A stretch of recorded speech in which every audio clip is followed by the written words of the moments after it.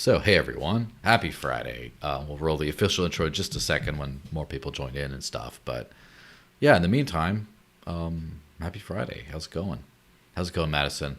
I have to say, I like your shirt, and I say that Yeah. because I have been wanting one myself. And Paul, last time I saw Paul at ZCon, he was just like, "Oh yeah, we're all out," and I'm like, "What are you gonna do me like that?"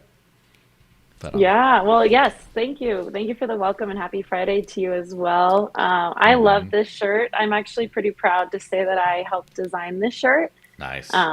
It says Anti-Fiat Crypto Club. I don't know if everyone can see my shirt, but yeah, we made them for the Bitcoin 2022 conference, and we ran out of them hmm super quick. And we just haven't really done a reorder, but it's a hot commodity. A lot of people want them. We did a small batch order for the Anarchapulco conference that we just went to, and but yeah, a lot of people want them. So maybe we'll open up like a merchandise store or something, and people can get a hold of it. Yeah, I mean everything. I mean, the point is, if you sell it, that's great. If you can't sell it or you just don't want to because it cheapens the brand, you got to find a way of making people able to do something you want to get it, like gamify it. So Right. it's like, okay, Yeah. well, your whatever X action or transaction or something on Edge or something will get you one of these. It's tough when you think about Edge and merchandising because, our big thing is privacy. So I, I thought about this quite a bit. It's like if we start selling things, then we need to somehow obtain a shipping address. And so, we have a privacy like credo that we try to stick behind. And so I don't know, maybe if we told everyone like this is a separate product kind of thing, it might work out better. But my goal with the shirt was making like a crypto shirt that wasn't ugly. I'm sorry to say, but like there's so much crypto merchandise out there that is just straight up ugly. And Looks like a so, potato sack. right, or just like a giant logo across, or I don't know. Or It's something just like like this, how you many know? that one's pretty cool, That actually. I one's all like right. that one. I use Yeah. Zcash in hmm Spanish. I love that. Yeah. But Of course, I paid Zcash for that, but I was at yeah. ZCon. The Zcast folks who were kind Hmm. enough to come on the one of the later episodes of the Zcash podcast I did, and they they really they really pushed their English skills like to the max to do that, and it's very appreciated. And I promised I'd do return the favor and brush up on my Spanish and do that for them. So Oh, they're great. And those shirts are really soft. I got one as well when I was there, and my husband stole it. He's like he just sleeps in it all the time because it's so soft. They yeah, were they were great. something to be said for the quality material and everything. So yeah, we're about like 7 or so minutes in. Probably a good time to roll the intro and officially get this show on the road. What do you say? Let's do it. I All like it. right, 3, 2, 1, go.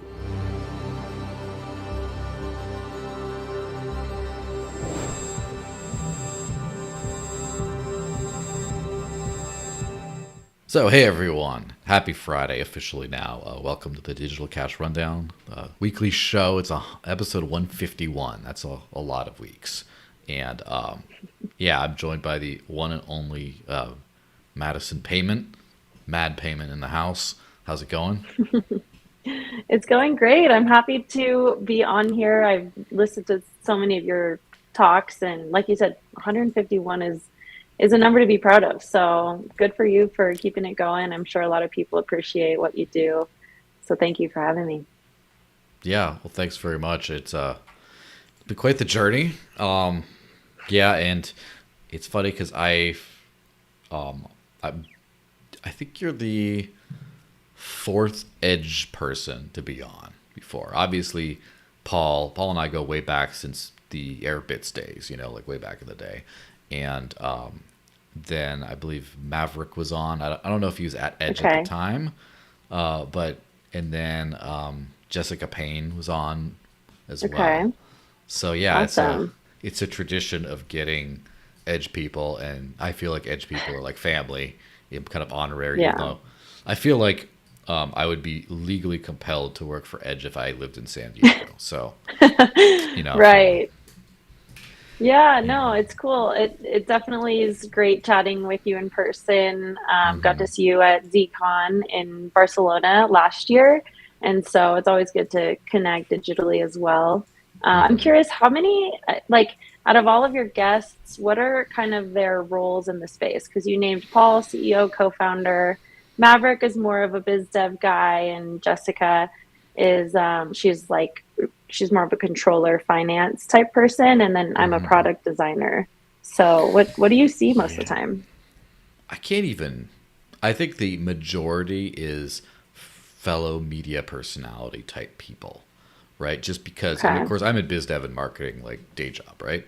But it's just Hmm. because people who like to yap about the news and stuff, it fits better. But let's see. So last time I had Vanessa Harris on, and she does like a show, but is smarter than me. So there's that. And then Crypto Blood was on before then. He has a show that's more popular than mine. And you see a pattern of like trying to whatever. But then a, a Hollywood animation designer who is just Oh, living on crypto and stuff. I like the living on crypto people a lot. And yeah. a few developers, obviously. Just trying to go through the mental list of the kinds of people who've been on, but Hmm. just anyone and everyone. And that we're just talking the news show. I mean, I'm sure the interviews I do are a lot more like dev heavy or CEO type heavy type things. But Right. but yeah, No, it's interesting. I always say, like, people who find themselves working in the crypto industry or involved with crypto come from such a vast background, because you don't grow up as a kid, back in like the 90s and say, "Oh, I want to work in crypto when I grow up," because it just like wasn't even a thing. And so hmm all the people who made it into this industry and who are working in this industry now, it's just such a vast group of humans. And that's one of the reasons I love hosting meetups and meeting people in this space is, well, first of all, you could be chatting with an unassuming millionaire. I love that about this industry. It's, yeah, the guy shows up in flip flops and a Hawaiian shirt, and he could be Satoshi Nakamoto. hmm But then it's just, yeah, developers and personalities that have just found this technology to be so compelling that it brings together a cool group of humans. yeah, absolutely. And just another couple I just saw. Just scroll back. There were HR, someone in HR and crypto for Mm. BitRefill, Sam, great guy, and also a former P2P Bitcoin seller slash former inmate as a result.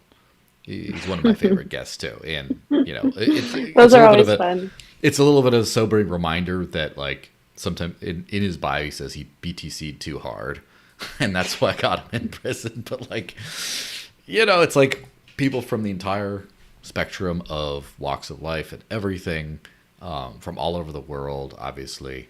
And yeah, it's quite Hmm. quite the international space and the wide space. Of course, mostly people in the Eastern time zone or in the U.S. type time zone for this live show, right? Because you get Right. Pacific is noon, Eastern is 3 p.m., and then like you start to cross the Atlantic and it starts to get like dinner time and late on a Friday night. Who's going to do that, right? So On a some people Friday, would. right? Yeah. Your Yeah. guests will be a little buzzed up with their Friday night beverages. Yeah, there's nothing quite you know, there's nothing quite into nothing quite wrong with that. My final episode of the Zcash podcast with Ian, we did have a cocktail or two to celebrate, like starting it off with a cocktail. I made it a lemon drop with like a black salt rim, so it looked like the Zcash logo. Oh And yeah, I forget. You're a bit of a mixologist. Yes, I yeah, remember learning that about you when we met in Barcelona. yeah, um, I yeah. Anytime you're in my neck of the woods, or any of my friends who watch the show, happy to make you a cocktail in the basement bar. But all right, let's get this thing moved on. So I'm very happy that CoinATMRadar sponsored my podcast, because they sort of just cold reached out to me and were like, "Hey, we like what you do, but we don't think we're going to make any money from it. But maybe we'll just throw you something anyway." So let me shout these guys out real quick. So this podcast is sponsored by CoinATMRadar. When buying crypto with cash, an ATM is much more reliable and safer than meeting some random person in some random place and getting the stabby. And unlike an exchange which could freeze your account, you truly own all the crypto you buy. With CoinATMRadar, you can find crypto ATMs and other services where you can buy or sell cryptocurrencies for cash. As of course, I did when in Barcelona. There's a great shitcoins.club has a great ATM that I did sell a little bit of crypto for some euros to make it while I was there, because I don't really do the fiat thing otherwise. Anyway, on their website you can search by coin, address, if the ATM supports selling as well as buying, and you can also search by geo area, like country, state, city. You can also check and compare actual current fees at different ATMs. Want to find out more? Head over to coinatmradar.com or CoinATMRadar.com. There we go. That's awesome. No, it's cool that they have the option to sell, because you see a lot of ATMs and Bitcoin ATMs specifically, and you can expect to buy, but that's a cool feature as well. Yeah, and that's the feature I care about, because from 2015 on, the end of 2015, I've only been paid in crypto.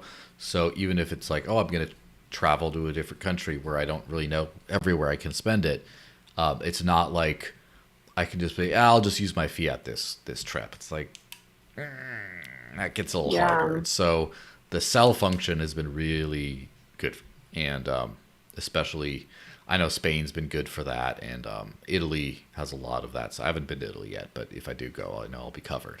So that's great. I've been mostly paid in crypto since 2021. I do, I'm a muralist as well. So I haven't had any like mural clients pay me in crypto, but as far as like my speaking gigs and my main job is all crypto. I think last year I was paid in 5 different currencies, one of them being US dollar.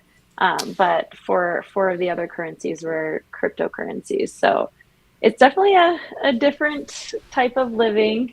I used to I used to have to think about money in a way where it's like, you get paid in your fiat currency and then you invest.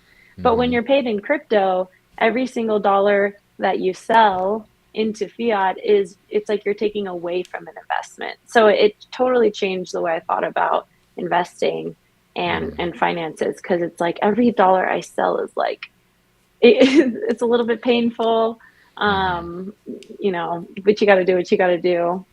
Yeah, of course. It's more of like a tool thing too. Like, if people will, like, merchants love to accept anything that they can figure out.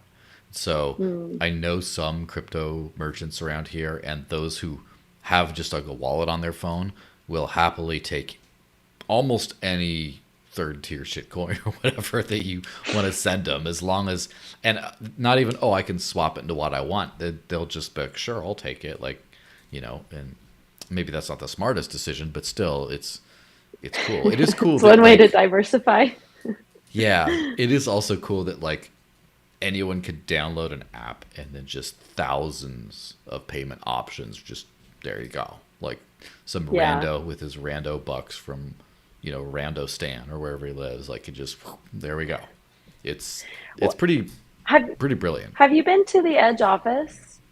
Like in person? I haven't been. I've been in the parking lot. This is close to I've been. Well, inside of the Edge office, we actually had one of our interns help build out this neat product, and it's our snack bar. So we fill the snack bar with food, and we have an espresso machine and everything, and everything's $1. And there's a tablet there, and you choose your currency, and then a QR code populates, and then you just scan it, and then it on your phone, it automatically sets it to $1, and then you pay in crypto for your snacks. So it's a pretty interesting point of sale that the Edge office has been kind of trial and erroring for a while. I Mm-hmm. remember early on, I was trying to send Bitcoin, and I scanned a BCH QR code, or vice Mm-hmm. versa. I know it was one of those two assets, and Mm-hmm. I was trying to send $1, and it took out like 100 and something dollars. Mm-hmm. And luckily, we owned the account that it went to, so I was able to recover it. But I was glad to be able to make a mistake in a safe environment. Mm-hmm. That's another cool aspect of having that in the edge office, and is like you're going to make mistakes in crypto.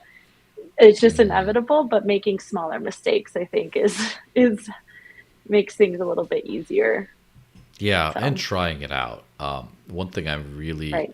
I've really remarked, which by the way, really quick shout out to iVentPay, which is an interesting company that I've been working with a little bit, and they actually will sell you like a crypto vending machine. I don't think they really operate in the U.S. right now, but if you're like in Hmm, Europe or whatever, they have some really cool vending machines. I've used their point of sale app and stuff, and it works really well right now. Like in yeah, cool. so this is we're getting on the cusp of like this being mainstream for sure.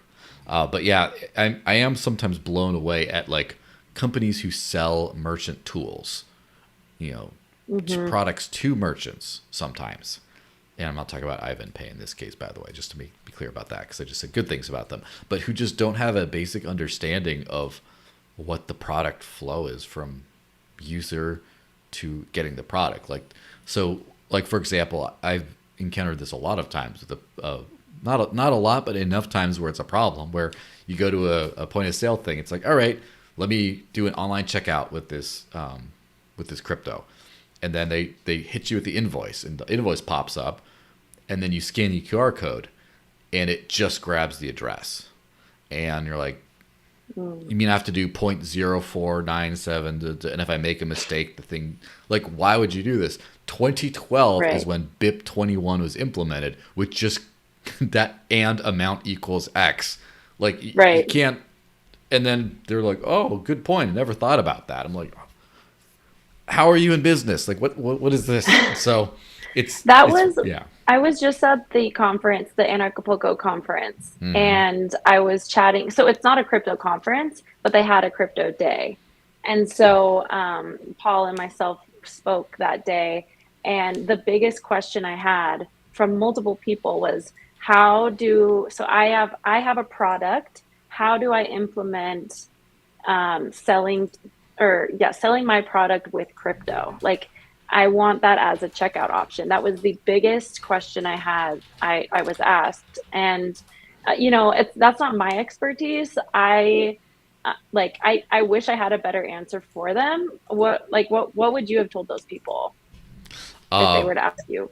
Well, first, if you have any contact with these people today, send them to me and I can help them out. But even if Yeah, not, even with can make a not, note.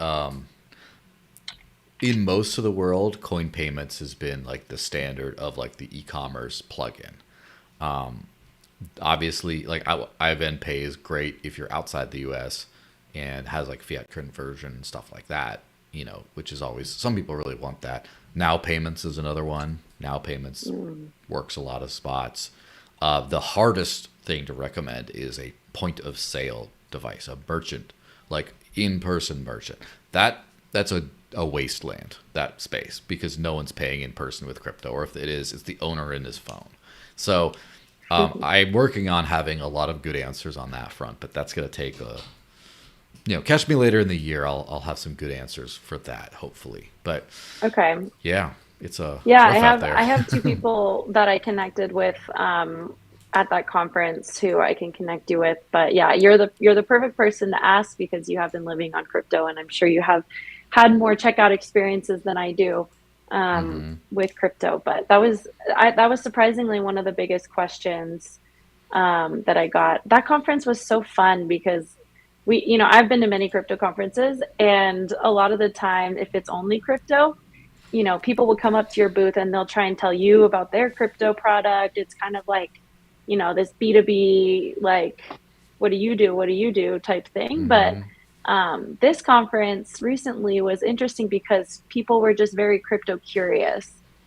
They were kind of ready to dive in. They just needed a little bit of a push. And man, the questions they asked were so funny. Like, okay, so some guy came up to me. He's like, okay, so if I have one Bitcoin, what do I really have? you know? And I was like, I think you got one Bitcoin. But it's like I had to help him like understand what that really meant. Hmm. Another guy came up to me and was like, okay, so if everybody lost all of their private keys and they were unrecoverable, what would happen? And it's just a funny question that you would never hear at like a crypto conference, but you would hear from like a crypto Hmm. curious person. Yes, a crypto My curious answer, person by with the way, plenty of gray hairs, probably. You know. yeah, right. My Hmm. answer, by the way, was, of course, I guess if all the crypto was lost, it would make the crypto that's, mined from then on forward a lot more valuable. Hmm. The value would go up. But the questions were definitely funny. Yeah, and it's funny because I really like those questions for on two sides of things. On the one hand, there's always an element of these people don't understand. Like these people won't understand. You're just gonna have to accept the new world is the new world. It's really hard to get some people ever to be like at the root. Like imagine the horse and buggy, like tell you about the internal combustion engine. I don't get well how does it like sometimes you just gotta let car go vroom. That's all you gotta know, okay? But Yeah. on the other side of things, there's a lot of like real questions of like why would I buy this motor car if what happens if I don't have petrol and I don't have gas? Or you just buy more. Well, what if I'm down on a ranch or something and like you can always find something to feed your horse. It's not going to just like die like that. Like what happens? Like, huh, good question. The infra is not there. Huh. Write that down. So it's Hmm. like with the crypto, it's like Right. what happens if the value that's kind of easy to answer, just happens, right? Or you can do a stable coin. But then it's like, okay, well, what happens? What does this do for like the tax situation? And I think about, Hmm. and I have to have like a little answer there. And it's like, well, what happens if like I need to like I make a mistake and I need to like recover it? It's like, well, there are usually it's like what happens. I have to think about what do you do with cash if you pay the person the wrong amount? How do they send it back? But then it's just like, okay, well then the crypto merchant solution you need to educate people on like how to like okay the owner's got to get back and he needs to learn how to send crypto, not just receive it, and then that's a whole Receive. nother. And there's just these questions of one of the thing there. I'm working with a guy who, as a hobby, is making a point of sale app. There's a million out there. His is really nice, and part of the thing is he's the only guy who figured out who has a protocol for underpayment of an invoice, where say you pay an invoice not like 90%, but it just says you still owe this much, and then you just pay it again and you Hmm. top it off. But what that works great is for like splitting a check. So if you have like a $200-300 bill at a restaurant and you have a bunch of crypto people, everyone can scan it and just throw some in there and it goes beep beep beep beep beep until the whole thing's done. And I'm like, oh. And I said, what Oh, if you that's just neat. let them overpay and it said how much you overpaid it by, and that's the tip because these crypto things don't have like a tip in the invoice, right? This is how much you owe, you pay it, and then okay, well charge us a tip. That's a nightmare with this whole thing. So there was these things that like real human beings want to know, but the crypto world is like, it's got a QR code, it works. Like, it's, real Yeah, visual I kei. was I was just reading a lengthy Twitter thread about the phases of the next bull market, and you know, um, in the thread it said, it's like there's four phases or whatever, and we're in phase two. I can share it with you after the Mm-hmm. call, but in phase two it talks about how your friends are going to start hitting you up and Mm-hmm. talking to you more because buzz is growing. And just this week I had two friends reach out about, actually three. I had three friends. One was talking to me about crypto taxes. Another friend was having an issue, turned out to be a scam situation. That's always an issue. It's always an issue. And another friend was just asking me about, a random coin that they heard of. But it's interesting because, your and my day to day is so inundated with crypto, our feeds, everything, that, if I were to walk into a coffee shop in my hometown and bring up the conversation, people would be like, stunned. They wouldn't know how to speak about it. However, as things get a little bit more exciting, I'm seeing in my personal life a lot more people are reaching out, getting curious, and so it's an exciting time right now as the markets have been in a bit of an upturn. Yes, of course. The challenge is they always ask the one question I can't answer, which is, which coin do I buy? It's like, listen, okay, I could tell you everything else, just not that. Call me Not anything you financial want, advice. just don't call me that. What's his name? Chubbs says hi in the comments. Do you know that person? Chubbs. Chubbs. I don't know. Let's see. Hello, Chubbs. Maybe it's maybe I thought they would know you, but I guess not. I guess they're all of our collective friends. All right, well, let's actually hit on a news item, so I don't feel like I'm rugging everyone with this podcast. I wanted to hear a take on this thing and everything else. So, first off, Bitcoin executives were arrested in Nigeria, and Coinbase goes down. It's a problem with relying on these centralized exchanges. We need more DEX usage. That's this post. But yeah, basically, it seems like Nigeria has had some issues with crypto lately. It's in the government. Let me be very specific. And they've kind of done a little bit of crackdown. They banned Binance and I think Kraken from doing business there. I can't remember. But then they also just recently arrested a couple of Binance executives that were in the country. And now apparently are holding them for a ransom. So I think it was like 10 billion, which technically they're just saying, oh, we need so it's just the Nigerian government demands 10 billion from Binance, citing the exchange profited from its illegal transactions. So I kind of jumped the gun a little bit in saying that it's for ransom, but kind of, right? Kind of. Yeah. I don't know. What do Looks you like think? a duck. I know. When you said that, it's like it doesn't explicitly say that it's a ransom, but they arrested them, and then now they're asking for the 10 billion. And so, it sounds like if they get the money, then they'll get released, which is basically a ransom. It's definitely upsetting to hear something like this. I work in the self-custody space, so it's frustrating to think about all of the users that have their accounts frozen when there are so many other options and great options. It's like it doesn't have to be this way, but it's reminding me of China banning Bitcoin. How many times have countries around the world just banned crypto? And I don't know, it sounds like a money play to me. Unfortunately, it's giving like Dr. Evil, just kind of naming a price for $10 billion. That's kind of what it seems like to me. But it's sad because their headlines to us, but there's a lot of real people who are affected by stuff like this. Yeah, of course. And I do want to highlight the levity, the sub comment you highlighted. I'm still waiting for the Nigerian dude to send me the 10 million that he promised me when I helped him free up the money from his grandfather's bank account overseas. Yeah. Well, but so on that serious kind of note, it seems like Nigeria. So first of all, from what people are telling me, Africa is kind of boomtown in general. Like the African economy, especially Nigeria, is growing exponentially, and crypto in Africa is also growing exponentially.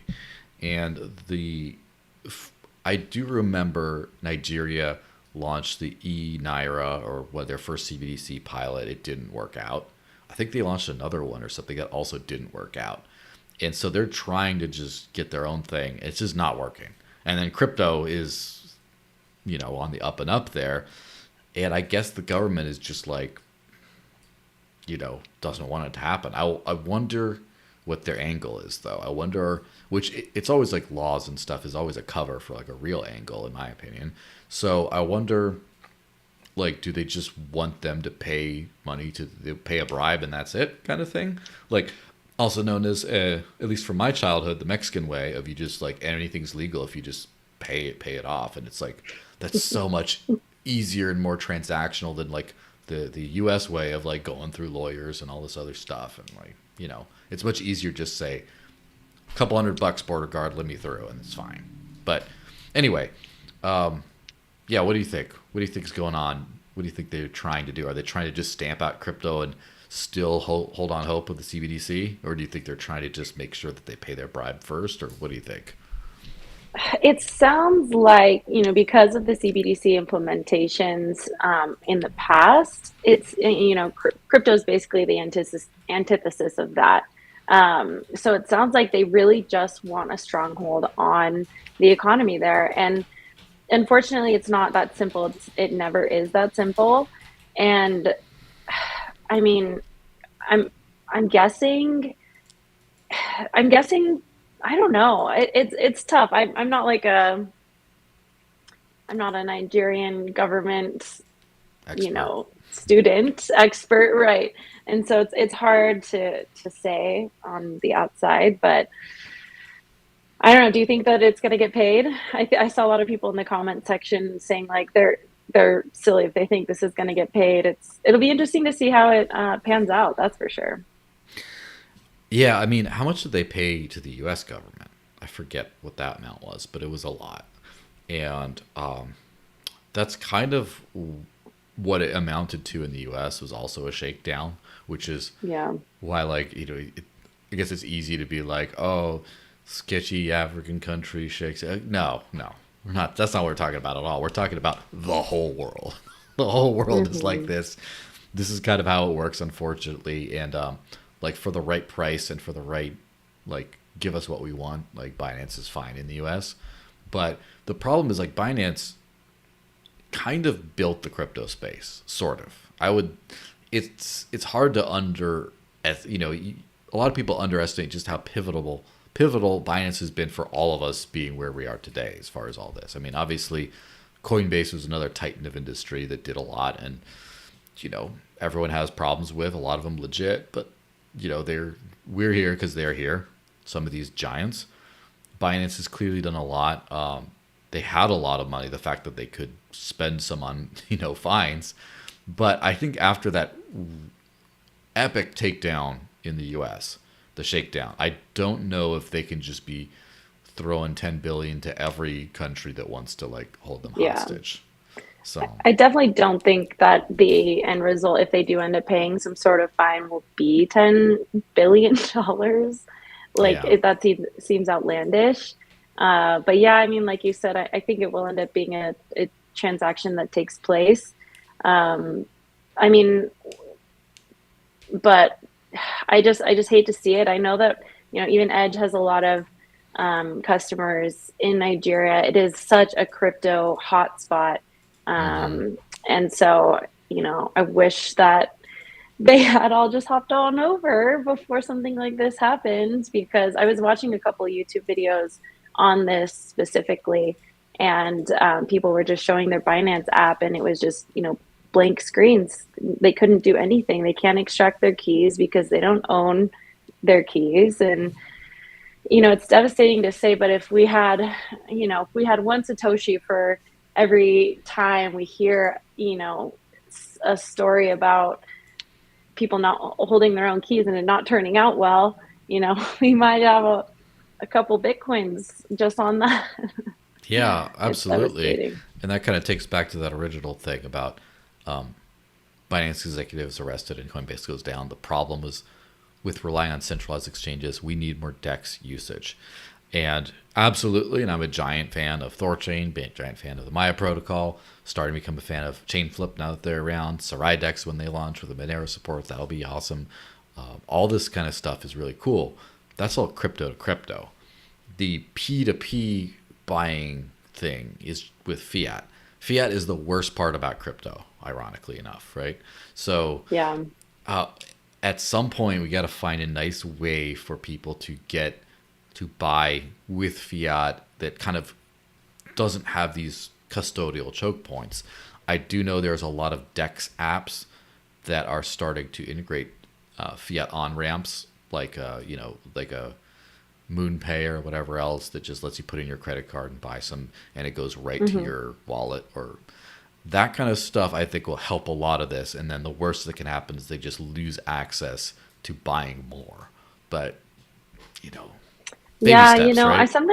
I sometimes am in I and maybe you can relate to this. I feel like I'm in a little bit of a bubble because I do earn crypto. So I Hmm. don't often find myself needing to buy it. And so Yeah. Join the yeah, club. right. It's like I don't actually think about it as much as I probably should because like you said, this is a problem. I know that there's even some as granular as some states within the United States that you can and can't buy crypto at with different services. So, admittedly, it's not something I think about all the time because I don't necessarily have to. And so, you know, and it's also a little bit unrealistic to just tell people to earn it because somebody has to buy it. It's going to be a problem for somebody, but I don't have to think about it as much as I probably should. Yeah, absolutely. And it is kind of crazy, but also I think it's good that there's people like us showing that this can be a world, because for a lot of people it's just their centralized exchange is their gateway to crypto, and that's all they got. And they cannot Yeah. imagine if Coinbase goes down or they can't get a Kraken account now, all of a sudden there's no crypto for them. It just doesn't exist, even if they know how to self custody and all that. But it just, there's other people for example, I do know people also who have never bought crypto because they're unable to KYC, and so Hmm. they just worked for it, or sometimes did a cash for crypto exchange, Hmm. whatever. And it just, I think that once you realize you can do that there's a way, then it becomes a lot easier to bridge. So I think there's a great trade of ideas from the super normie and then the crypto native person to get together and just talk about each other's problems. Oh, I didn't know that was a thing, but also the Yeah. solutions. Yeah, I mean, also think sometimes that, even I could be an avenue for my friends to get involved because, like I said, when we were chatting earlier, I do have to sell to pay bills and stuff. Granted, I don't want anyone thinking that I'm going to reach out to you on the internet, and I'm not going to DM random people to do this, by the way. So if you ever Hmm. get a DM from me, it's not me.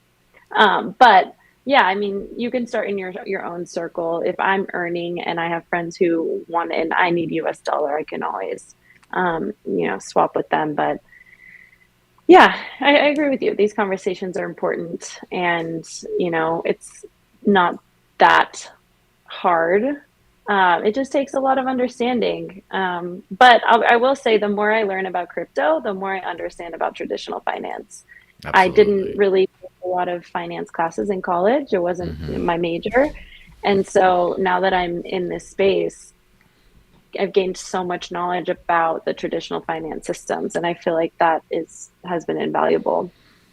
Yeah, and I actually know some people, by the way, who did not understand debt and interest rates and stuff before crypto. Is kind of like Dave Ramsey style before, just that's bad, just stay away from it.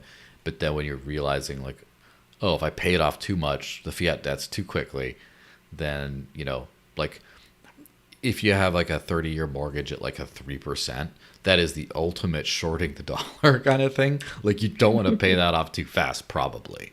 You get not financial advice for anyone, but just if you, because crypto, unless it just really does terrible, but let's just say Bitcoin, for example, has done pretty well, and the dollar has not done pretty well. Let's be honest about that.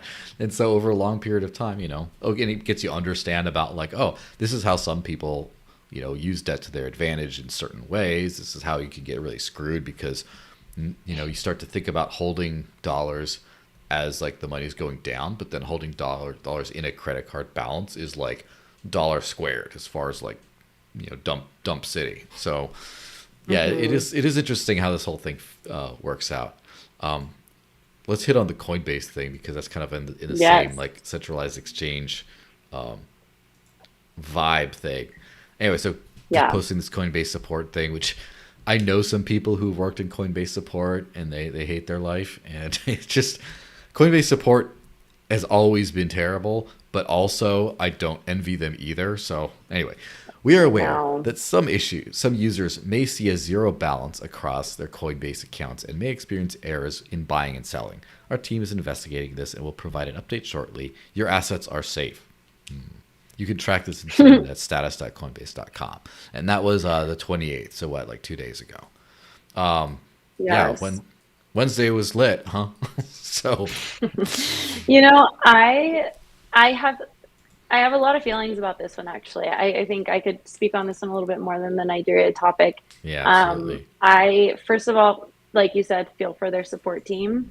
I chat with our support team on the daily, and I tell them all the time, I don't know if I could do what you do. You guys are literal angels for just hopping on the phone and speaking with these people about these problems. I'm just proud to say that we have, you know, real humans behind our support team, and so they're amazing. But also, you know, I'm a product designer, and at the end of the day, there's going to be bugs in your product, and this is a really bad one. I'm sure they did a point release, you know, as soon as they could to make it so that these totals were viewable. But it's not something you want to see, especially when the Bitcoin price is surging like it was this week, because you know that's the last thing you want to see as a customer, and potentially it's the first thing you see before a company goes down with all of your funds. So a lot of this one's a big one that is it's not fortunate for anybody involved. Yeah, so I've noticed every single major market upswing, Coinbase's app just crashes. I don't think there's a single time when it hasn't, or it's like 80%. It's very reliable, and Coinbase has been in the industry a while. Why do you think it happens so frequently? I was thinking about this, and I don't want to get too much hate for saying this, but it's like maybe if they didn't lay off so many people, like if they didn't overhire and then lay off so many people, you know, at the end of the last bull market, then they might have had, you know, a more robust product team who was able to, you know, QA this and not let it go to market. Because I mean, that's what it sounds like to me. It's like, you know, each technical team has a subset of people who do quality assurance, and you can automate quite a bit of this, but you know, they're testing the app with every release to make sure that there's no bugs. And it sounds like this one slipped through, and it sounds like the worst timing possible. And so, you know, maybe it's their infrastructure, but it kind of sounds like they just, you know, weren't prepared for the upswing. And from what you are saying, it sounds like they haven't been prepared in the past. Yeah, well, let's hit on what Brian Armstrong said about this. He said, "We're dealing with a large surge in traffic. Apologies for any issues you encounter. The team is working to remediate." And then he later quote tweeted that and said, let's see, what's the time difference between that? Like 2 hours, right? He says, apps are now recovering. We had modeled a around 10x surge in traffic and load tested it. This exceeded that number. It's expensive to keep services over provisioned, but we'll need to keep working on auto scaling solutions and killing any remaining bottlenecks. Thank you for bearing with us. I mean, I'd be willing to take his word for it, but at this I mean, let's put it this way. So Coinbase is the epicenter of crypto, kind of. It might be one. It used to be Binance, maybe, but like, it's Coinbase is definitely one of those places where when the market pumps, it all goes through Coinbase for the most part, or a lot of it does. Coinbase pumps more than anything. Now, but it does go to other places. And so is Kraken overpaying for their infra all the time? Is that why Coinbase made it higher than Kraken? Or, you know, is Binance surprisingly went down very little over the years, considering how giant they were, how many jurisdictions, how many weird sketchy coins they got, how much, like, I don't know, like, I think that I have to say, while Binance has definitely done some maybe some underhanded things, some sketchy things. They're kind of the gold standard for a crypto exchange as far as like running and working for everyone as much as you can. And so I don't know if like Coinbase, just because they have the extra regulatory overhead by not being sketchy or as sketchy, that they just can't afford, or they're choosing to not spend that extra on infra. But like, you think you won't have a 10x in traffic overnight? Like, have you never had a bull? You've been in every major bull run, and this happens Right. every time. I think you should figure out, maybe model a 15 to 20x just in case. Yeah, I mean, maybe even higher. I mean, it's hard to, like you said, see one of these crypto giants and just kind of failing when it comes to the point where they really need to succeed. And, unfortunately, might be a sign as to kind of where crypto is. Is it ready? Is it truly ready for mass adoption? That's a answer I don't know if I would confidently say yes to. Mm-hmm. And this is a pretty good example of, when things are pumping, things crash. And so is the whole world ready for, or is crypto ready for the whole world? I don't know. I and I'm kind of leaning with you on like kind of trusting what they're saying, and maybe that we're both in the wrong on that. But Mm-hmm. like, I don't believe that everybody's accounts got drained. It does Mm-hmm. sound like a technical problem that came at a really bad time. Mm-hmm. um, but it just kind of goes to show maybe the infrastructure generally is not ready for the whole world to be transacting in crypto, and that's not a bad thing. um, I think a lot of things need to happen before everybody is utilizing crypto in their day-to-day lives, and this is an example of just that. Yeah, absolutely. I definitely think, if you had, let's just say, pick on a bank, Wells Fargo, right? If Wells Fargo has been down in the last few years. I remember it was down for a few days, not Yeah. because I use it, but because it's on Twitter and all the crypto people are Hmm. dogpiling them. But Right. the thing is, I think that if Wells Fargo went down every 2 to 4 years, just like that, I think that Wells Fargo would be out of business probably. Like, because the other banks would just be like, we're not going to be down. But it's like with Coinbase, they're down. It's like, where are you going to go? You're going to be back. We'll have you crawling back from war at some point. Like, they kind of feel they're Yeah. in this position of like hegemony where they can afford to like be a little looser on this stuff. But also like the loads, like the only time you have a load like that on a banking app would be like in a bank run kind of situation, maybe. Hmm. Whereas with crypto is very cyclical. It's not like, I mean, I am very, if you could watch my transaction history, I don't think it would be very different. I don't think you'd be able to pick out the bull runs from just the activity. I think it'd just be pretty constant. But that's crypto native people. Most crypto people don't care until they see a headline about it, and then they go buy the top, and then at a cuff 6 months later they sell the bottom, and then Hmm. that's like what most of the world does. So I think over time that could get fixed out. I do agree with what you said about, or what you implied, I guess, about that we're not ready for mass adoption. I think the tech and the place of the world that we're in is very ready for mass adoption in a lot of cases.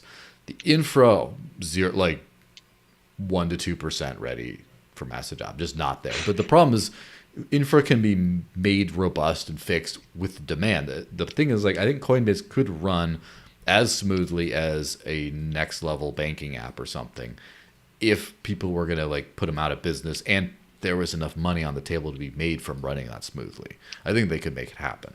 It's just that they're in this weird cyclical pre-mass adoption cycle. But like the other Hmm. thing, which I think that a lot of us are going to have to, depending on what people's opinions are on like the scaling thing, a lot of people are going to have to realize that this whole L2 scaling way that the world's going could not fly in a mass adoption situation as it is. Like, if everyone's like, "Oh, I want to use Ethereum," it's like, well, but but like do it through Polygon. What's that? Oh, well, it's like it's kind of more of a side chain. Well, what about Arbitrum? What about Base and like all that? Or like, Lightning is just not working really, and the Mm-hmm. Liquid network, like, and then people are just going to try to buy and use Bitcoin, and then the fees are going to go to like $1,000 per Mm-hmm. transaction. Yeah, with So ordinals too. yeah, and so there's all this like, I think the infra, and then definitely the top two ecosystems, unfortunately, are just like not at all ready. But people dump on Solana for crashing all the time. Well, I mean, crashed all the time in the past. Now crashes once every couple of years. Like, and I think the Solanas of the world may be ready or could get up to speed because it just like you can use Solana as opposed to the L2 that then you switch to that then breaks, and then I don't know. It's going to be very illuminating though. I want that mass adoption ASAP so we can break all the stuff that doesn't deserve to be there. Yeah, I mean it'll definitely weed out the I don't know, smaller players. I was listening to, I think it was Paul who was saying that the amount of like blockchains and altcoins, you could make the comparison to when the internet came out. If everyone just suddenly made their own internet and there was just tons of internets, and so I thought that was a funny comparison to kind of all of the blockchains and L2s that we see. Um, it's always fun to connect with these ecosystems because they claim to bring something a little bit different to the stage, and I, working the wallet space, I get to interact with people from all different ecosystems. I was chatting with a Mm-hmm. friend and I was like, I don't really feel like I could ever really just like work for one kind of like like ecosystem. I love kind of just getting to know all of these, protocols and exchanges and stuff. I don't know that I've never been like a maxi with anything. Mm-hmm. Um, I joke, I'm the only thing I'm a maxi for is my husband. Yeah, My, that's a my good thing to husband be. Maximus. That Other does than tend to that, simplify a lot of things. Just like one yeah, chain, one ball and chain, right? Um, right. yeah. But it's fun to see. It'll be interesting to see how everything plays out. I'm more of a passive user. I like to have some interest in the technology behind the things that I invest in. I was a Zcash ambassador when their ambassador program was live. Zcash is a definitely a cool one because they're prioritizing privacy, which is something you don't see a lot of Mm-hmm. crypto companies do. But Yet. yet, yet, the zero knowledge technology is very cool, and I think we'll see it in a lot of other um, coins in the future. I'd also love to see a lot more blockchain started with the Halo technology because we don't see that a lot, which is super concerning, and nobody talks about that. Mm-hmm. You Yeah, for know, sure. Yeah, there's so many like, you know, things just kind of left out there almost like to rot. Like people haven't like totally. taken care of their ecosystems. I do think that a lot of the experimentation that we see in the state in at this stage is really great to try out some technology, and I think at some point a lot of blockchains will look very similar, in not super similar but to a certain extent a lot more similar in the future. Like right now it's almost like, okay, are you going to be a fully proof of work coin? Oh, you're on a same algo as a much larger coin, so you can be 51% tacked to oblivion at a moment. We don't. Yeah. It's like, okay. What about this security thing? Instant transactions. You need instant transactions at some point if you're going to be a payment coin. Sorry, you need an instant Mm. finality something. You need to figure that out and not just hand wave away or just be like, yeah, when I buy it online, it takes 10 minutes or for a block to come through. It's fine. Like, that's not going to cut it. And you can't be like, like the Lightning Network type thing. there's always a chance the payment doesn't work. There's always a very real, depending on, and the more diverse the number of circumstances, like how much you want to send, what is the route, the et cetera, the connectivity, the higher the chance of payment failure. Like, think about the last time you had a card decline. I mean, how many times in your life can you remember you've had a card decline? Let's just talk about the last 10 years. Can you remember? It's funny you ask. I mean, I would say probably more than maybe most people, because when I started working in crypto and getting paid in Bitcoin, I had a hard time like getting US dollar into my account. Not that it was hard to do. It's just I was getting used to, okay, you need to pay these bills and transfer it in this amount of time. And so, I would sometimes be like, oh shoot, I need to get sell some Bitcoin into my account so that I can buy things. So, maybe a little bit more than most people, just because I started working in crypto. Yeah. Yeah, I don't know if that Yeah. answers what you were getting at, though. I mean, I don't like. I'm trying to think about people I've seen. If there's like a card decline, it tends to be like a big deal usually. I mean, maybe there's a lot of like broke people that are always getting cards declined, or I don't know. I get it constantly because sometimes I buy these like prepaid cards that I load into Google Wallet, which then is on my phone because I'm on my watch, because my phone is a Graphene OS phone and it can't do NFC payments, so I have to use the watch with a sandbox Google Play thing, like all the privacy nerd nonsense. And so sometimes it doesn't always work. But I understand I'm a payment pioneer and like the whole space, and that extends to like some elements of like where it touches fiat. But the average person who has like who has at least like a few hundred or $1,000 in their checking account at all times, and then has like a major bank card, it doesn't fail. But like, it fails a lot and you can't solve it and just is no route or whatever. You're like, you're going to lose your mind, or you just pay and it's just like, it's not going through. Like next time. Yeah, totally. Yeah. Like next time you pay for anything, just count from the time it goes beep, like you tap, from the time it goes beep, start counting 10 seconds out in your mind. And just think if you had to sit there for 10 seconds. Ready, one. Yeah, that was an issue with Zcash for a long time. Zcash was somewhat unusable for a while, and that's when I was an ambassador. And I was like, no, like, you guys, I promise the technology is awesome. They're working on the fix, and since then they've fixed some of the issues they were having with the usability, but it still takes some time for confirmations. I mean, with Monero, you have to wait for 10 confirmations. And, as a product designer, I have to think about, how do we tell the user, like, it's working? And so something we've done in Edge, at least for Monero, it says, 1 of 6 confirmations, or sorry, 1 of 10 confirmations, 2 of 10, 3 of 10. So at least you're getting a little bit of a real-time update, but it doesn't make it ready for the world, because say you got to buy something and then catch your flight, you don't want to sit there with the merchant like, it's working, I promise.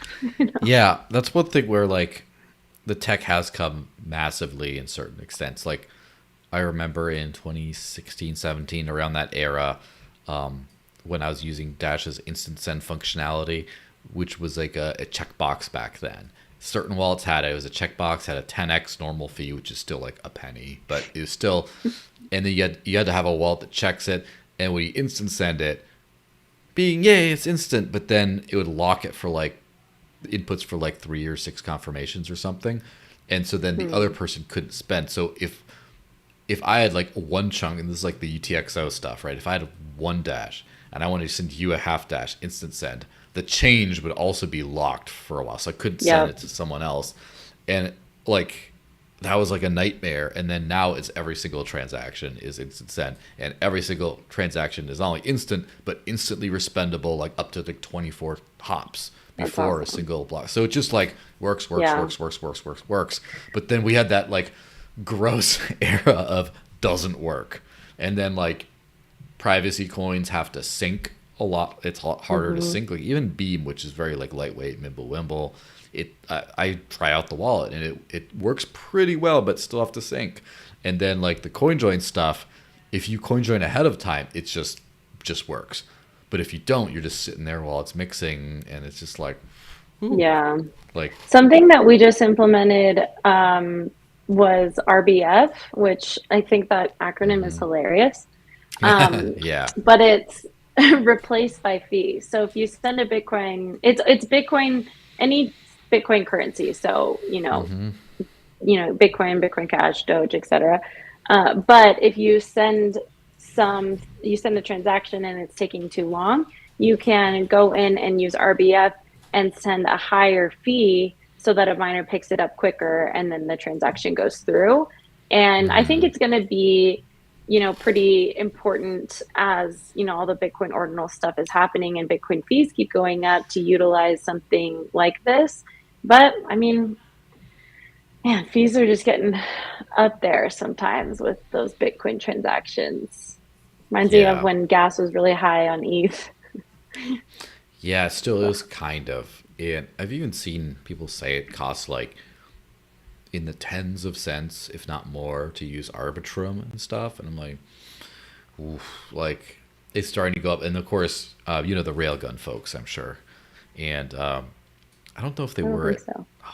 I all my conference buddies I sort of lump into one big family because they kind of are for me. But the Yeah. Railgun basically is like Zcash technology on Ethereum or any EVM chain. It's basically Oh, a okay. smart contract where it turns it into like a shielded pool. But then you have obviously like Ethereum like a few dollars fee, and then you add a smart contract to it, and then that's extra. Especially if you do it with like a token, and that's extra. But then you run it through the Railgun smart contract. Now you're looking at a lot of money. And so then even if it's like, oh, it's like a couple cents to send Matic, on Polygon. But then Hmm. if you want to send a token to do a DeFi operation, you want it completely private through Railgun, now you're talking several dollars on Polygon. And Yeah. it's just like, whew, it's a lot. I know. I mean, that is another thing that you and I can definitely like relate upon is the fees. That's one thing. Like when I get paid in Bitcoin, for example, and I need to sell, I tend to want it to go up enough to at least cover fees. And that has bit me in the ass before, because I'm like, okay, I got paid on the 5th or the 12th or whatever. Okay, I'm just going to wait a couple days to sell. And then a couple days goes by and it goes down, but then I need to sell and then I'm paying the fee and it's gone down. And, sometimes you have to do what you have to do, but man, fees, it's just kind of a part of it. Like, welcome to crypto. There's going to be fees. Just, I think the sooner you accept it, the better. They're always going to be there. Yeah, Just the I way it mean, goes. the thing is, fiat fees suck. And that's the thing that, like, every single crypto payment processor, because I'm working with a lot of them right now, that has some sort of fiat conversion thing. It's like, well, like 1% or something. It'll accept for fee payments for only like 1% or something. And then I'm like, 1 or 2%. I'm like, it seems kind of high, isn't it? And then I look into the fiat where, oh my God. Like, this is what you Hmm. people are paying to process credit card transactions. And if Oh, like yeah. the card doesn't work, the scanner doesn't work, you have to do a manual entry. That's like another big thing on top of it. And I'm just like, and then you can't even send the money out to your employees the same day. You have to wait like a week for it to like the cards to settle and it gets to your bank. And like I'm just like, you guys live like this? You ever like go into someone's house who like doesn't even like vacuum their floors ever? Like, how do you live like this? It's like one of those types of things of like the fiat world, or hey, every month we're gonna charge you $10 or $15 to just keep your bank balance. I'm like, dude, I don't even spend that much on Twitter. Like, what the hell? Yeah. Like, this is I this is was crazy. just I was just out on like a camping trip and I Mm-hmm. went to this pottery like place and we wanted to buy something and we went up to the cashier and they were like cash or card with 3% fee.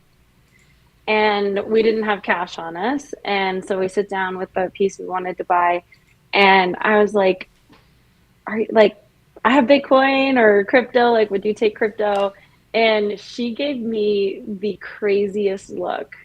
Like, are you kidding? Like, why would you even ask that type of look? And I was like, okay, like it was just a question, I could pay with my card and pay your 3% fee, whatever. And so that's what we ended up doing. But yeah, it's like, I think standard for like Square at least is 3% for like small business users. So just another Yeah. reason. Yeah, it is. It's pretty brutal. And at one of those, it wasn't the last time I was in San Diego, but the time before that, I went to some. Maybe it was the time before. I don't remember. I went to some taco truck, and it just said like cash or 5%. I'm like, damn, 5% is.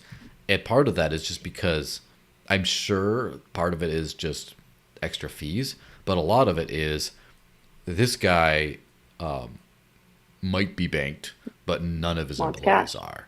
And so Yeah. if you have a like the time it takes to settle, and then he's got to go to the ATM or bank or whatever, and they don't always, ATMs don't like to give you money these days, from what I hear. That so just take that out, like all that extra stuff, and just give me cash so I can pay the guy. And so 5%, and I'm like, that's cool. Like I would go to an ATM and get some out if I needed to, and then pay this guy with cash just for that discount. But then that's someone who then like crypto is a fantastic idea for that. But then you Hmm. hit the real world, which is like, which crypto? Does he know how to use it? Does the employee know how to use it? What about the volatility? Are they going to understand the risk they're taking? Oh, how are you going to spend it? Well, there are ways now, but it's like it's still too like, the merchant needs to be able to convert, or they need to be a believer, and Right. that's kind of where you're at Right. right now. Well, and then if like you said, if their employees are unbanked, sending them crypto, might be a little bit difficult for them unless they're using the, ATM services or something like Bitrefill, which is a great service for selling. I love Bitrefill. So Yeah, yeah, basically we're not ready, but we got to keep having these conversations, keep talking about it, and governments are going to keep freaking out and buckle up because it's just going to get crazier from here. yeah. State is gonna state. Let's see. We had a super chat question, by the way, from Onetime. Hi, Onetime. He says, the more users and usage you're getting, the more important it becomes to always work reliably, especially when it's people's valuable money. Crypto adoption depends on reliability. And yes, and also before he said, I think the Masters and DAO incentives are a realistic solution to the scaling quadrilemma. Yes, I mean that gets a lot more into the technical kind of thing, but definitely there's a lot of good ideas implemented, as I mentioned before, with a lot of different crypto projects, and they're all kind of siloed in their own little way. And it's not until everyone needs them, because they're all like vanity projects right now. Like, and so everyone needs them, that everyone's going to start looking into the competitors, and there's going to be a slate of basic features of like, you need this, that, that, Hmm. that, that. But yeah, just to sort of highlight on the screen the kind of almost like recap tweet of from Wednesday, right? Of summary of events so far today. Bitcoin runs to 64K. Coinbase goes down. Everyone rugged and has zero balance and can't bid. Flash market dump. Bitcoin minus 10%. Run and hit green button. Most recovered. Pay attention to what coins maintain strength post dump. What next? So that for me is just like, haha, oh, crypto. But like, can you imagine people being with a stable financial life, being like, I'm going to get into this. And so they get some Bitcoin, and then all of a sudden it goes up exponentially, right, to 64K, and they're like, oh my gosh. And then they check their Coinbase. Maybe I should buy more because it's going up. They open their Coinbase. It says they have no money. And then they start to like, the cortisol levels spike appreciably, right? They start to get like they start to think about, and then the mind, it's not just, oh shit, it's also the mind goes to, I'm not going to be able to retire now, or like, I was counting on buying my wife an anniversary gift with this, and it's like, or just like those like, oh, the panic, like, oh no, it's all gone, and you start to get angry and like, what, this whole thing is a scam, and then it's like, oh, it's back up. You're like, oh, it's back. I still have my money, but then it's down like 10%. I'm just like, what? And then it like recovers, and then it's just another day in crypto for me. But then the Right. average person goes on Unfortunately, that roller coaster, and it's like, oh right. no. Unfortunately, like I I I know so many people. Like I have a lot of friends who got burned in the last bull run by Voyager. If this was the reality for people who were involved with FTX, they did check their bank and there was $0, and it didn't come back. And so Hmm. it's it's why I do it's why I don't mind getting up every day and doing what I do in this space. I work at a company with ethics. Like our code is open source, so you can verify that we're doing what we're doing.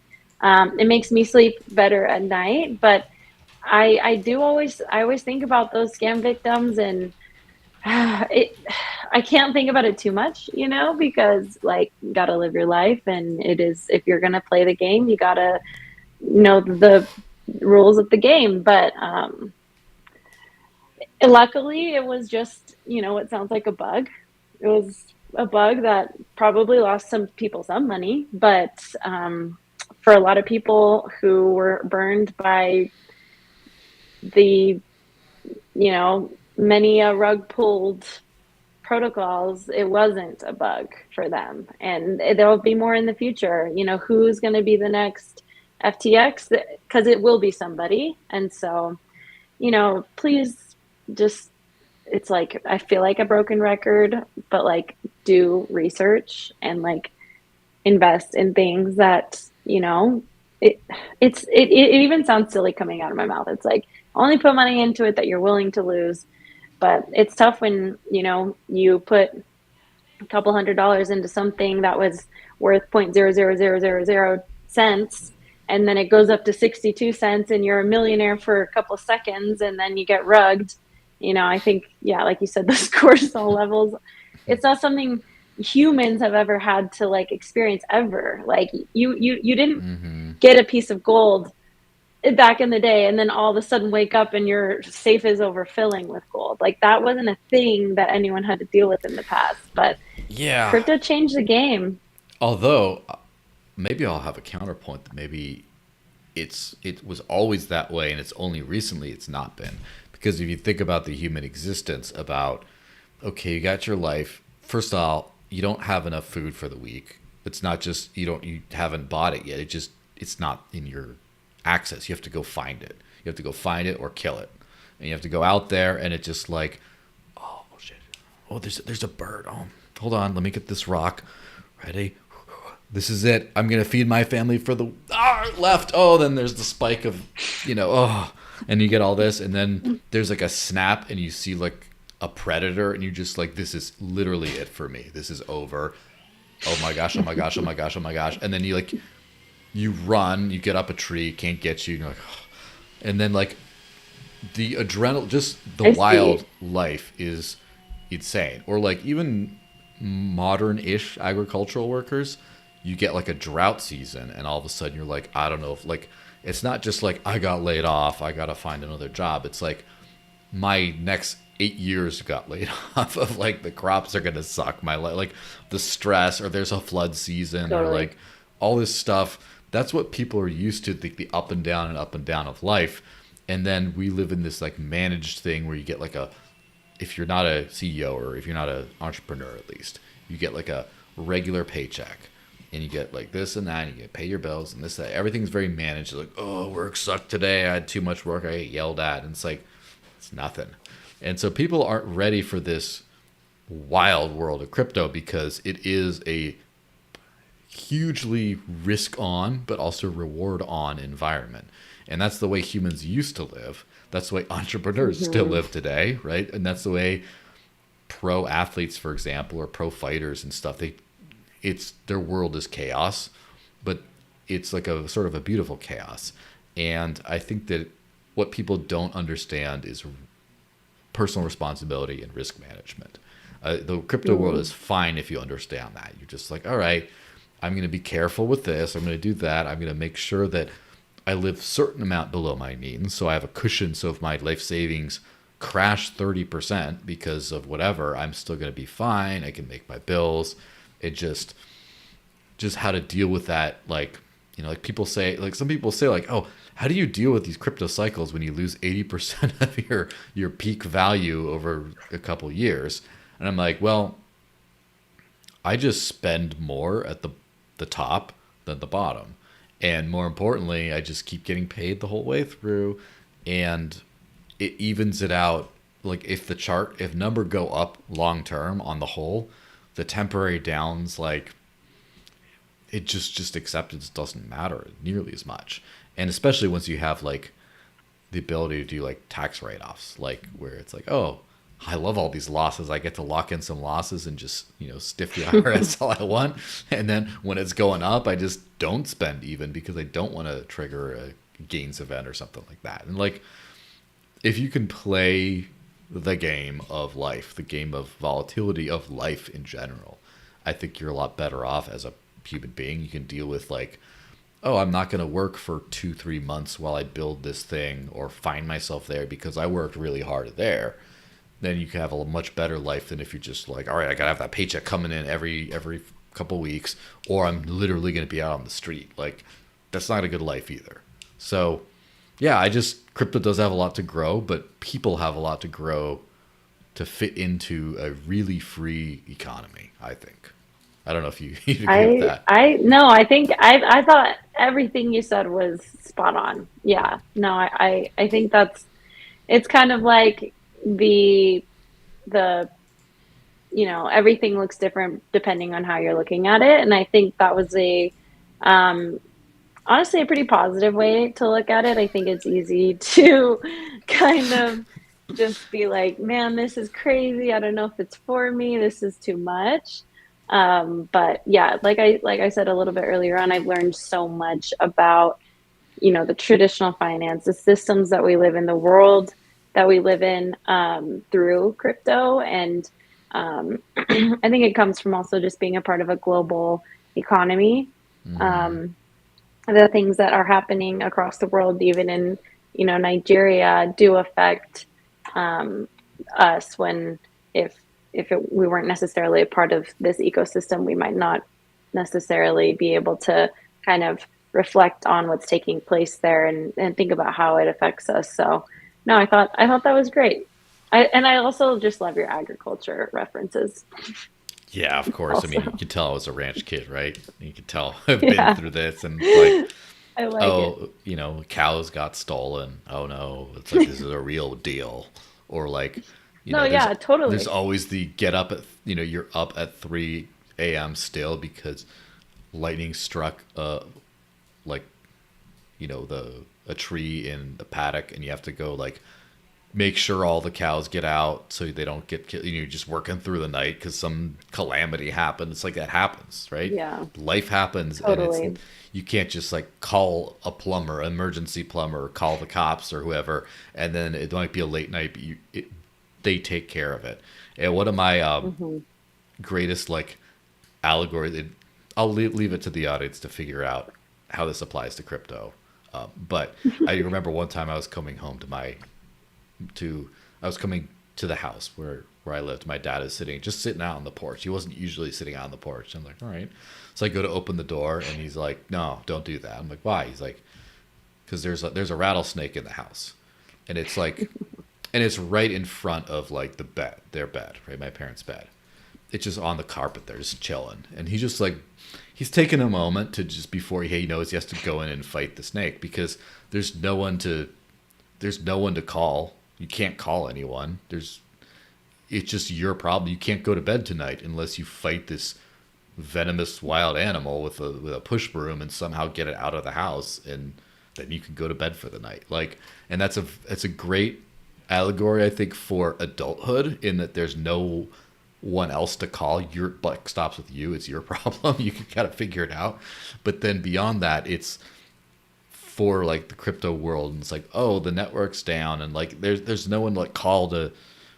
It's radical personal responsibility, and yeah, I don't know if you'd see it's like living on crypto's like having a rattlesnake in front of your bed that you can't go to bed until you deal with yourself. Yeah, no, so I went to Burning Man for the first time this last year, and there's 10 principles, and one of them is radical self-reliance. You have to Mm-hmm. bring the water and the food, and you have to pack in all the trash that you bring out, whatever. And this is something for the audience to also know. I grew up in a farm town as well. I live on a Mm-hmm. farm currently, but this is something that I found really easy. Me and my husband lived in a van before. Radical self-reliance is something that I have had to just take on. And so I think it's that's the way, life is and crypto is, and the sooner that you can rely on yourself, Mm-hmm. the more you're, equipped to take on life and then maybe potentially help others. I think it's also important to consider, when you have gotten to a place where you have figured things out, to then, help others, tell others how you've gotten there, things that have worked for you, and not just, some people probably will just take what they've learned and go sit in their little castle alone. But, I hope that I continue to try and, instill in other people that, there's avenues to live a freer life, a more self-reliant existence. There are rules in place, but, Mm-hmm. learning the rules, and like you said, with, taking, like, doing your taxes in a strategic manner, learn to play the rules to your benefit. I think it's the best we can really do, and then we die. Yeah, that always happens. Well, just like everything good dies in life, it's time for this podcast to die, I think. Um, I just checked the time, and it's shill-o'clock. Look at the time. So it's time for you to shill Oh, whatever you want. Floor's open, whatever mic is open, whatever you want to call it. What do you want to? Where can cool. people find you? Where can people follow you? Or what else do you just really want people to know about that they don't yet know about? Sure. Yes. You can find me Mad Payments on, I think, pretty much everything. Yes, I know my last name is Payment, and I work in crypto. I'm actually looking for, like, somewhat of a funny, like, username. So if you have any username suggestions with my new last name, I'm happy to kind of explore that. Mm, I work at Edge as a product designer. I Something that we don't collect any personal information, so it's hard for us to kind of understand our users' needs and wants. So if you're an Edge user and you have suggestions or questions, reach out to our team. I like to say we're a great team. I love my team members. We all have pretty strong values, but reach out to us because we can't really reach out to you. We don't collect your personal information at all. So feel free to reach out to me, Mad Payment on everything. I'm also an artist. Like I mentioned a little bit earlier on, I do murals. I would love to come to wherever you are and paint on your walls. And then I'm also an NFT artist. I believe I have my NFT collection linked in my X Twitter account. mm-hmm. All handmade. I didn't do any sort of computer regeneration. So if you want to check out my art, connect with me. I would love to chat with you. I think that's all the Nice. shilling I have. Yeah. Ooh, I like this one here. The Bobcat, the Desert Lynx. That'd be fun to get. Oh, the desert Uh, link. yeah, I'm not much of a an NFT buyer, even though I do, sometimes like give them out and sell them and stuff. But yeah, definitely check out that thing on OpenSea, Thank you. and Thank you. obviously go to Edge.app.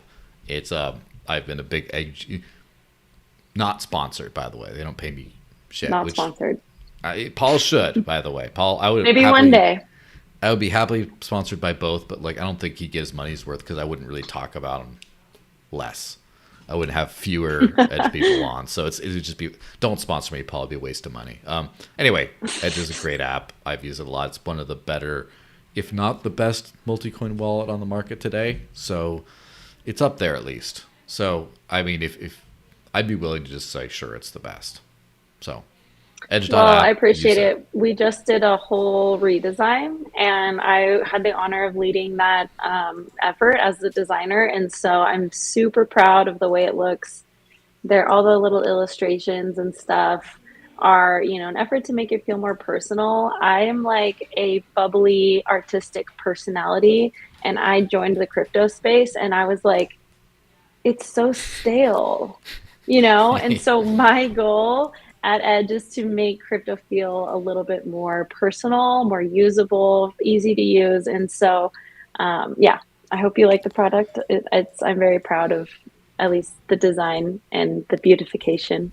Yes, it does look nice, and I am very fond of my favorite term in the crypto world these days is potato UI, because like the user interface looks like a potato. It just looks like crap. Which, Memo.cash is my favorite app that is like, what is it, like utility here, UI here, like total potato UI, but it works. And some people were watching this podcast, so I posted it on Memo, and people came over, so that's nice. All right, well, thanks everyone for watching. Happy Friday. It's been a great one. Go out, Thanks for having me. go have a pint, go have a beverage of some kind, chop some wood, whatever. And yeah, I will see you guys next week. Have a great weekend. Peace, guys.